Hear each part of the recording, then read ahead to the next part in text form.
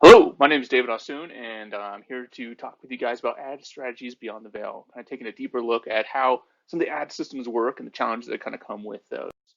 So, as I mentioned, my name is David Hassoun. I'm the CEO and founder of Realize Media. We focus within the streaming video space. I've been doing business there for almost 19 plus years. And we help a lot of large companies deal with really challenging video problems. They come to us with those, and we do professional service and consulting to help take care of it. Let's go ahead and dive right in, though. So this session, we're going to kind of broke them to three different categories. We're going to have an overview, kind of go through some of the key approaches, and then talk about really some of the challenges and things that you might not know or that'd be really valuable to understand of what's actually happening. So we're going to go a little bit quickly through the overview, just kind of set down some terminology. This talk is we're gonna use HLS as kind of a good talking base point. Some of the stuff is a little bit different in the Dash realm, and obviously this also goes into the CMAP, which we're also going to touch on.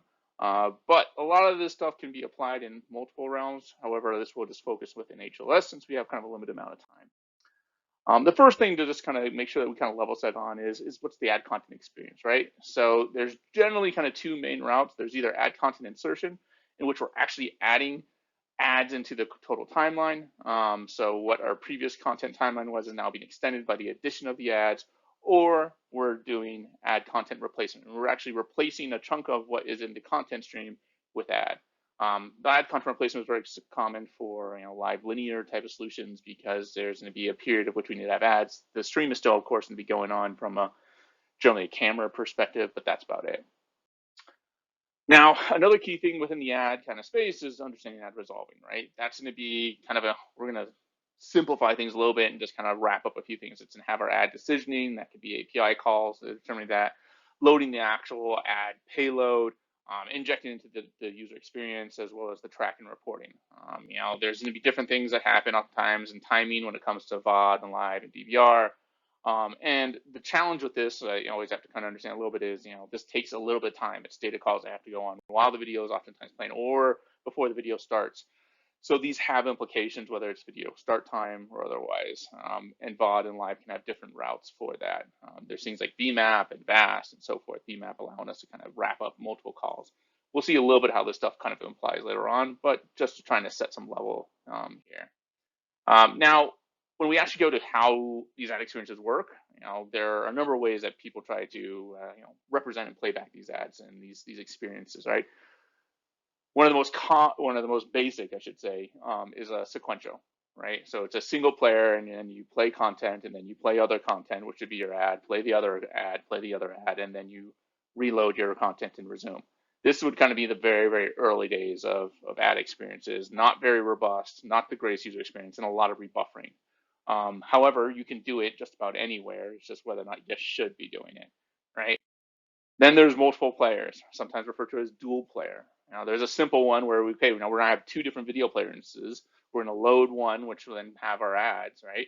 And then we'd have another one, which could be our content for pre-roll. So we see on the simple side, first yellow is kind of ad, green's content. If it's a mid-roll, then we'd have content, mid-roll, content. And you would just swap between the two different players, right? You can make this more complex by also, instantiating them sooner, pre-buffering stuff. So while your pre-roll's playing, as you get close to the near the end, you could also start pre-buffering your content so that you can have a seamless experience. And the user doesn't even need to know there's actually two different video players, because we essentially are just going to hide and show or overlay and remove different video players. And you can take that further as well, as far as mid-rolls where you have pre-buffering going on and multiple ad players as well, so you can sequence stuff out and you can toggle back and forth, right? If you have two ad players, you can have as many ads as you want because you just go back and forth between them. One that's getting ready, one that's playing, hide, show, back to your content, and resume we go. Now, a more common and more robust approach is the stitched, right? So that means we're seamlessly stitching ads into content for a smooth experience, that there should be no buffer, should be a continuous playback, and that's ultimately what we see as most premium brands and solutions want to provide, right? Now, this can be done at the client side, or it can be done at the server side. So server-side ad solutions are definitely more, ad insertions are far more common these days, and definitely the more prevalent solution that's really out there. and it's great because we're not reliant about what the clients can do. Ultimately, though, it's going to come down to a distributed or centralized system in some regards. Some of the downsides, of course, on the client side is ad blockers, and it's much easier for them to block because they can block the ad calls themselves. There can be some level of things going on within the server side on blocking ad content potentially, but then there's other implications, right? So there are benefits and drawbacks. We've worked within both. We've done a lot within the client, but there's SSAI is definitely most popular. Now, when we start kind of digging into what's actually happening in these type of solutions, we're going to be focusing primarily on the stitch stuff, right? But there are some weird things you can try to do, especially if you're doing a roll your own type of deal. One is an interesting idea of segment substitution, right?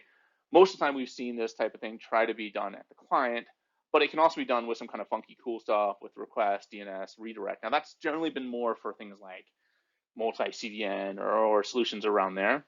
But the idea with segment substitution is that when the player requests, segment A, you're going to decide, actually, even though you asked for that, I'm going to give you segment, B instead, something very different. The challenges, though, are it requires a one-to-one segment alignment, right? You can't have, your content not as many segments as your ad stuff that you'd want to play when it matches up, right? Because one segment request equals one segment response. Unless you start doing like server-side concatenating and other kind of funky stuff. So it gets kind of funky. It also requires, if you're doing it on the web, something like MSE where you can get in front of it. On Apple, you need to do a reverse proxy for AV Player, and other platforms can support this in different routes. But once again, don't normally want to do this.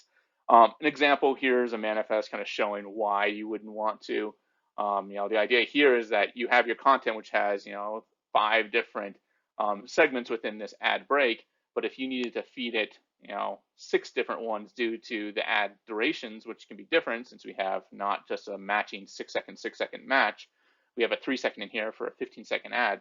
That ends up causing a major problem. We can't actually insert that probably, so we don't end up liking that, and causes some issues, right? Now, the most common form is generally going to be in manifest manipulation, right? So manifest manipulations will work for both CSAI and SSAI. Key things is it's going to require consistency. We need to maintain whatever we do in that DVR history, and we have to maintain it across bit rates. And if you ever change that, you can actually break players, right? They can crash. That goes against spec. So once you've ever delivered something to it, it has to hold that. Now that's more in live when you're continually refreshing it, right? Because in VOD, you're just going to do it once and hand it over in most cases. But that's something that's really important to hammer home. Segment alignment or applicable as well. Content's going to dictate the interval. That's also going to be kind of key. Some of the issues we can always run into is to be things like drift with splice segments, varying segment durations. We have to maintain the statefulness and the bit rate, and DVR history, right? Another one that I wanted to point out is ultimately you have, let's say, a 2-minute ad break, right? Well, we can go and hit all those manifests and get all those ad content. We can, in theory, write that right into the manifest that's getting returned back to the player. And it would allow then the player to load as fast as it can, right? It's no longer waiting on a live manifest update. So it can use as much buffer and gain through that and increase its buffer in theory to do that. But the problem is if you don't continually update that manifest with new content, you're going to get a stale manifest in most players, and it will bail out, especially within the Apple stack. It can be very touchy within there. So even though it has plenty of content to buffer and doesn't need new content, if you don't continually give it an update every whatever your segment interval is, you can trigger stale manifest logic, and then it can ultimately tear down the player and error out. So don't just add all your ad content, even though you can do it sooner. The idea is you have to dip it in, matching it up. Generally speaking, you want to match up segment to segments. So here, once again, we're looking at this manifest. We have, I think, 10 segments within our ad content over here on the side, right? Now, so that, there we go. Ultimately, we're going to have, I think, what says 2 different ad breaks.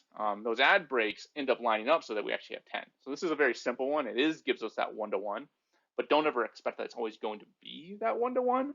So do watch out for that, and plan so they can happen with or without that. And we'll see what kind of consideration are taken later on.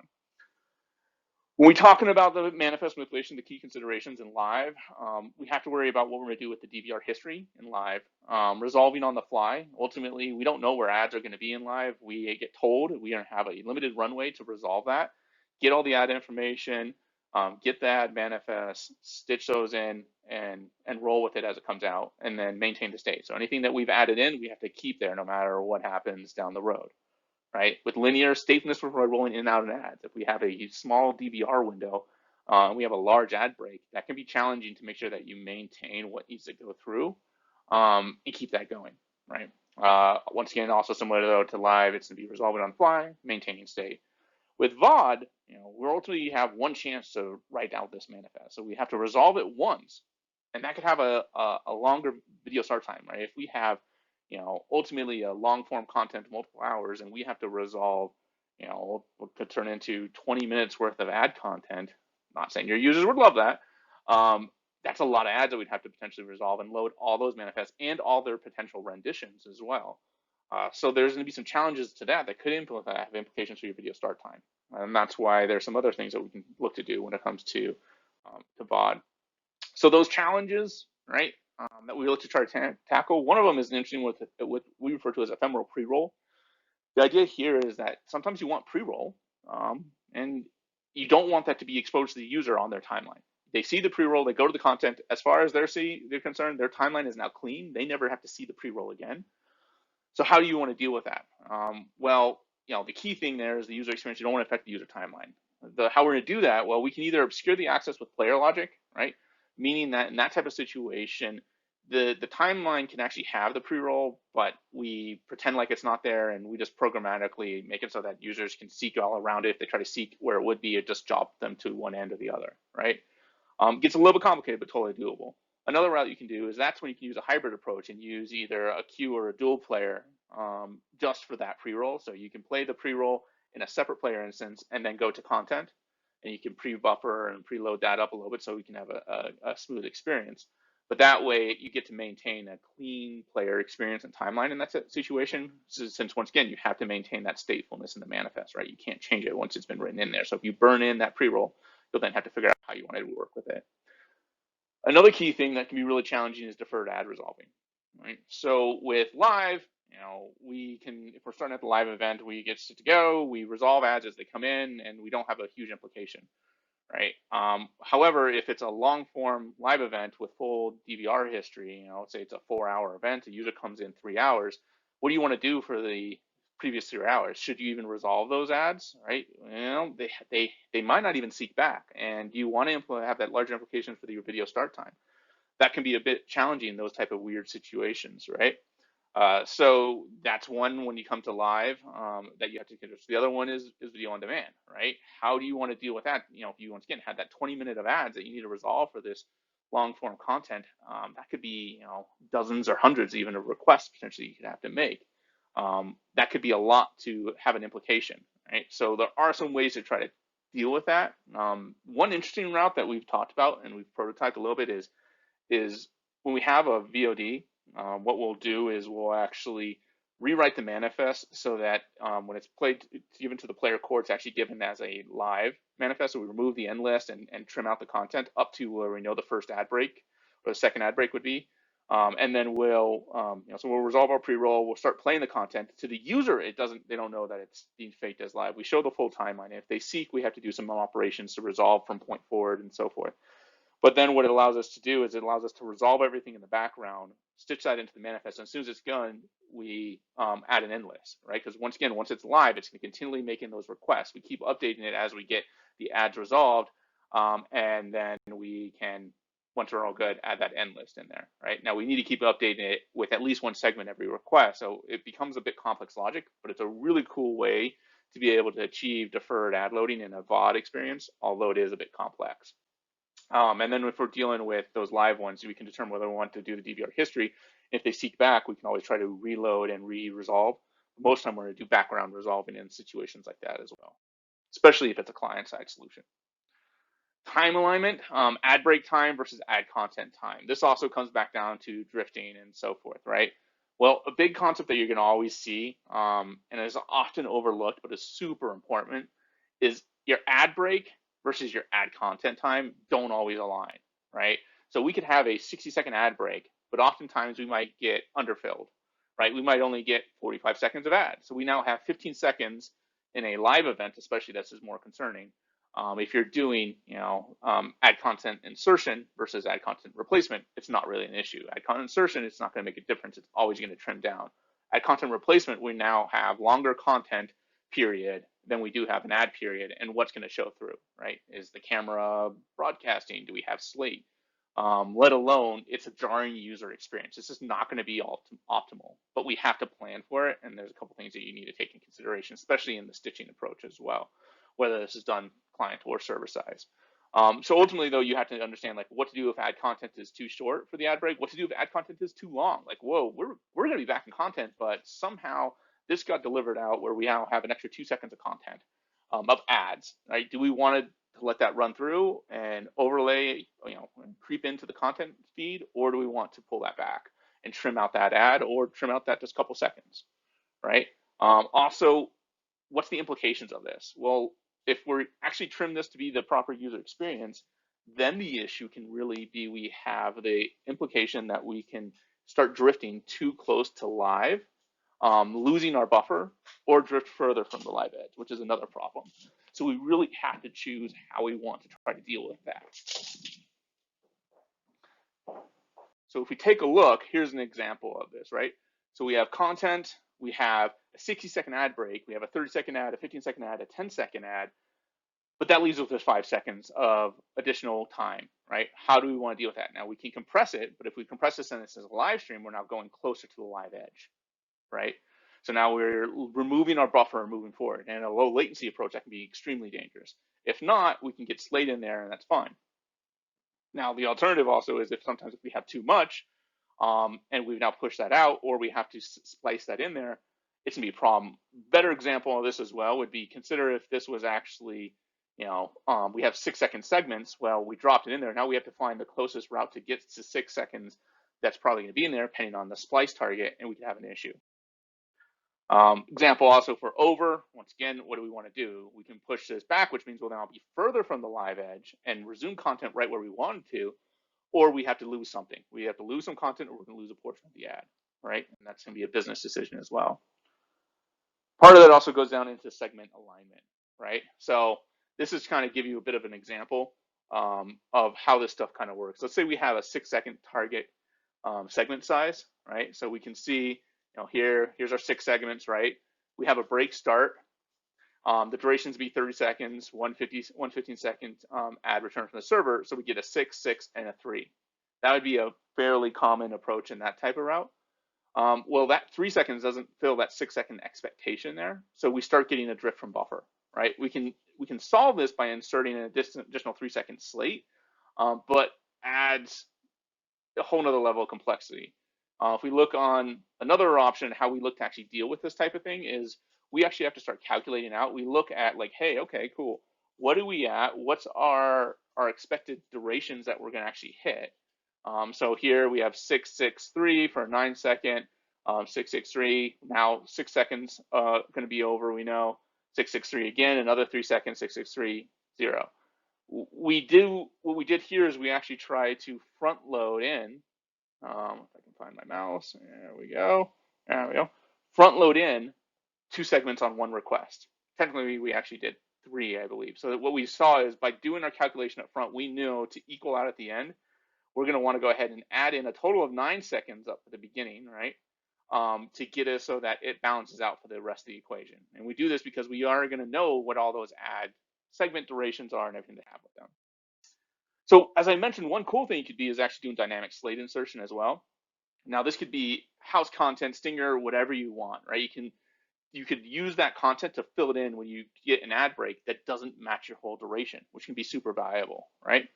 Now this is a cool concept. The idea here is that you have stuff in the hold, and if your actual ads don't fill it, you can bring stuff in. The basic level, this can just be slate. And the idea of having dynamic slate, if you have a pool of a few different durations of segment size, 1 second, 2 second, 3 second, 4 second, 5 second, thereabout, then you can combine them at any time, or use byte ranges to put those in so you always fill that nicely, and you can also control the user experience. You don't have to worry about what the camera sees behind the scenes. Other things to consider: error handling.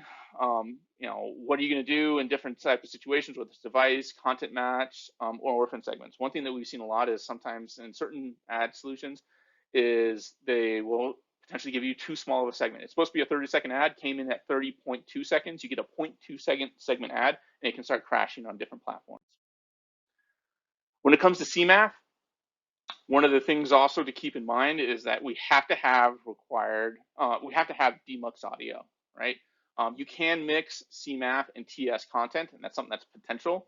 But if you do that, your TS has to be using demuxed audio. If you have muxed audio TS files with demuxed audio, obviously CMAF is your primary content, you will potentially run into some big issues. So watch out for that. Key things you're gonna have to keep in mind when you're working with CMAF is you have to have an init segment for each ad. You have to remember the last content init segment, and once again, requires that demux audio. So when you're stitching in your CMAF content, here's an example, just kind of showing a little bit. So once again, we have our key. This is also, we have our map tag, we have our next key method. So this is also showing if we're using DRM, how we can clear out DRM if it's DRM content, but not DRM ads. Our init segments for the CMAF content, and then back to resetting the key so we can have our encrypted content and move forward. Last but not least, it's good to know about is ad collapsing. This is ultimately when you want to start removing ads from your content that were previously there. Generally, this applies to live recordings that are now potentially being converted into a VOD standpoint, and you want to reduce that content period or whatever ad rules you have within there. Ultimately, there you're now going to be trimming down your timeline is the concept with this. So where you had that in there, what was ad is now the ad's gone, but now we don't want to just show the slate, so we have to also trim that back out. Beyond there's a lot of business rules of note. Ad collisions, pre-roll during mid-rolls. What do you want to do when you have that type of situation? Overlapping of mid-rolls, partial mid-rolls when joining, session resume capabilities, frequency caps, as well as I mentioned a little bit on some of the DRM stuff. You can do that as well, but there's just different challenges if you're going to have mixed content with your protection and non-protection. That is all for now. I think I'm already a minute or two over. I'm happy to answer any questions, and hope you guys got a little insight to some of the stuff that you might need to consider behind the scenes. Thank you.